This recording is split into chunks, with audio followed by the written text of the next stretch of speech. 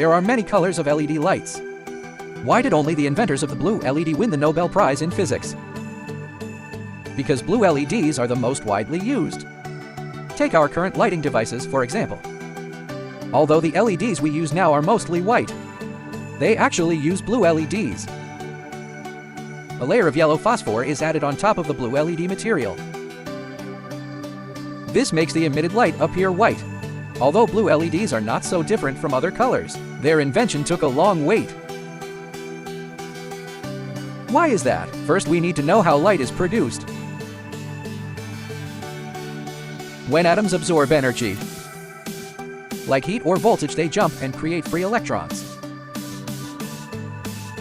According to the lowest energy principle, when free electrons drop to lower energy levels, they release energy. This energy is released as light.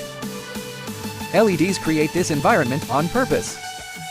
The N region has more free electrons, the P region has more holes. When we apply voltage, free electrons and holes combine.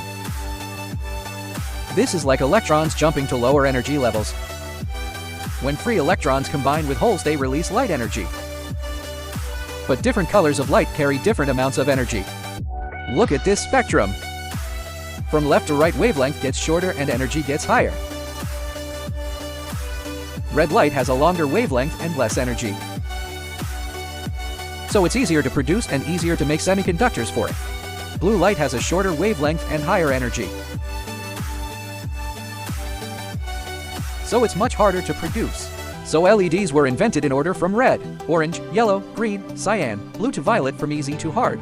In 1961, James R. at Texas Instruments found that a special semiconductor diode could emit infrared light. Infrared LEDs produce invisible light, like the one in your air conditioner remote. In 1962, Nick Holonyak from the US improved the infrared diode to emit visible red light. This technology quickly led to indicator lights in almost every device. Red light is eye-catching, and red LEDs save energy and last long, up to 100,000 hours. After that, people worked on making LEDs in other colors, increasing brightness and efficiency. 10 years later, green and yellow LEDs were invented. Many devices then emitted red, yellow, and green light. But until the early 90s, 30 years later, people still couldn't make usable blue LEDs. Professor Isamu Akasaki at Meiji University in Japan started studying blue LEDs in the late 60s. He couldn't find suitable materials, so there was no breakthrough. In the early 80s, Akasaki and his student Hiroshi Amano restarted the research. In 1986, they skillfully made gallium nitride crystals once thought impossible. In 1989, while using a scanning electron microscope, they accidentally found that current injection made the crystals emit stronger light. But the blue light was still too dim. In the early 90s, Shuji Nakamura from a small company called Nikia appeared. Nakamura was a junior researcher, never attended a top school, and was often humiliated at work. He did everything himself, from building equipment to welding pipes and blowing glass. Little people often do big things because they have fewer burdens. Nakamura believed GaN had potential. He noticed Akasaki and Amano's results and studied their analysis carefully. He thought they missed one key point. When using the electron microscope on GaN, the sample was actually heated. Maybe the heat increased GaN's ability to emit blue light. Following this idea, Nakamura improved the crystal-making method step by step.